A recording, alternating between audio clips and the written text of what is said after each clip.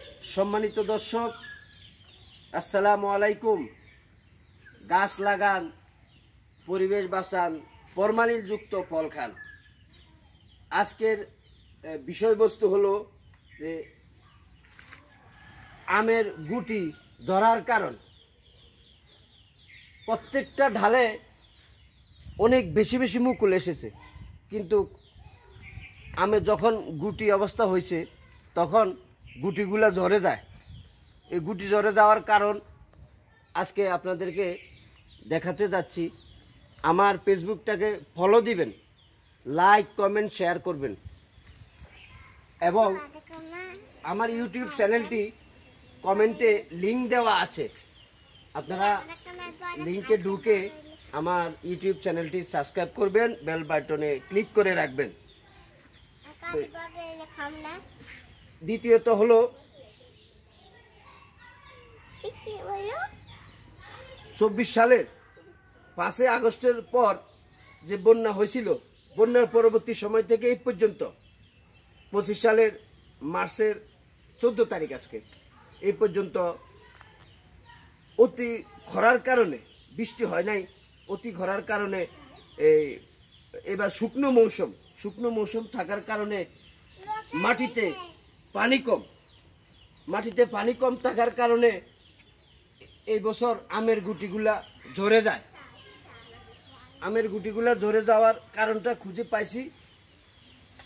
পাওয়ার পরে আমের গোড়ার অংশে পানি সেচের ব্যবস্থা করেছি।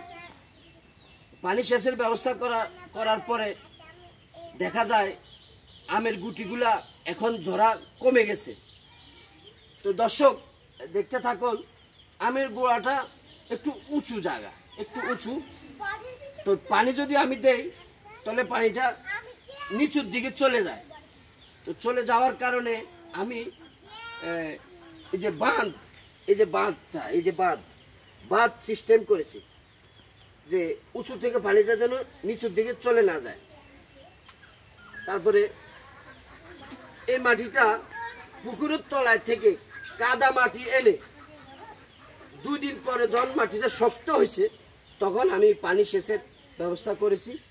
আপনারা চাইলে আপনাদের বাড়িতে যদি কোনো আম গাছ থাকে বা কোনো গাছালি থাকে তাহলে আপনারাও পানি সেচের ব্যবস্থা করতে পারেন। আমার এই ভিডিও দেখে যদি আপনাদের উপকৃত হয় তো আপনারা লাইক কমেন্ট শেয়ার দিবেন এবং আমার পেজটি ফলো করে যাবেন। তো দর্শক, এই আম গাছটি হলো রূপালী আম। এই গাছটি হলো রূপালী আম। তাহলে আল্লাহর রহমতে এই গাছে 30 থেকে 35 কেজি আম ধরে, আপনার দোয়া ইনশাআল্লাহ। তারপরে এই গাছটা হলো বলছিল আর কি, যাদের কাছ থেকে কিনে নিয়েছিলাম, এটা গোপাল ভোগ বলেছিল। আর এই আম গাছটা হলো এই ল্যাংড়া আম বলেছিল। ল্যাংড়া না লুলা তো আমি তো বুঝি না। আম এবারকার মুকুল এসেছে, গুটিও দেখা যাইতেছে। তো পানির সেচের ব্যবস্থা করার কারণে এবার বুঝতে পারলাম এটা কি ল্যাংড়া আম না কি আম। তারপরে আরেকটি আম গাছ, এই যে এদিকে আরেকটা আম গাছ। এই আম গাছটা এটা বলেছিল ফজলি আম, তবে ফজলি আম নয়, ফজলি আম থেকে একটু ছোট আম ধরে।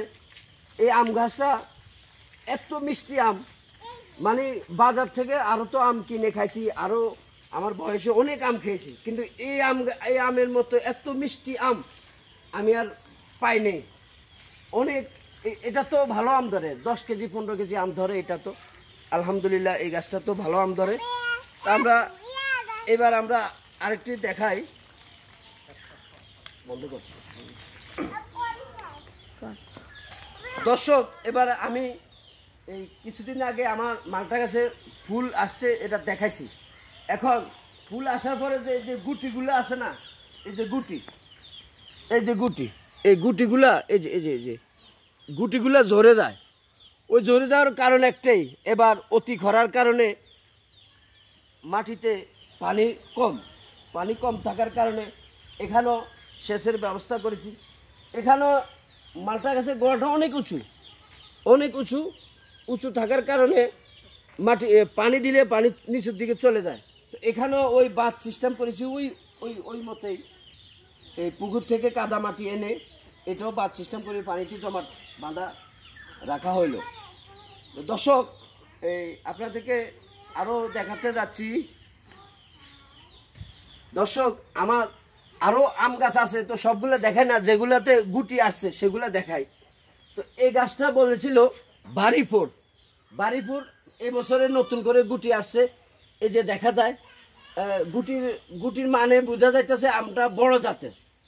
তো ইনশাল্লাহ এই আমার ভিডিও দেখে যদি আপনাদের উপকার হয়, আপনারাও গাছ লাগান, পরিবেশ বাঁচান, ফরমালিন মুক্ত ফল খান। তো এই ভিডিও যদি ভালো লাগে ফলো দিবেন, লাইক দিবেন, কমেন্ট দিবেন, শেয়ার দিবেন, এবং আমার ইউটিউবে লিঙ্ক দেওয়া আছে, কমেন্টে লিঙ্ক দেওয়া আছে, কমেন্টে লিঙ্কে ঢুকে আমার ইউটিউব চ্যানেলটি সাবস্ক্রাইব করবেন। এবং সবাইকে পবিত্র মাহে রমজানের শুভেচ্ছা জানিয়ে আজকের মতো ভিডিও এখানে বিদায় নিচ্ছি। আসসালামু আলাইকুম।